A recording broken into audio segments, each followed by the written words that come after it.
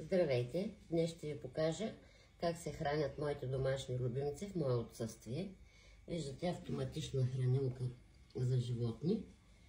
Поръчвала съм се от Тему, но тъй като ми се стори, че няма да е достатъчна храната в контейнерчето, допълнително изложих отгоре още едно контейнерче, така че събира достатъчно количество храна за около 2 седмици.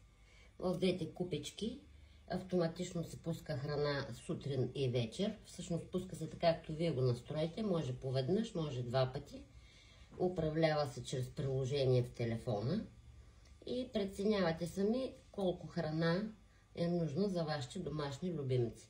Тези 2 купички се хранят 2 пинчера и 2 котки. И храната им е достатъчна за повече от 2 седмици. В кътчето съм добавила и поилка, отново за 2 кученца и за котките. Поилката и тя е поръчана от Тему. Автоматично се допълва с вода.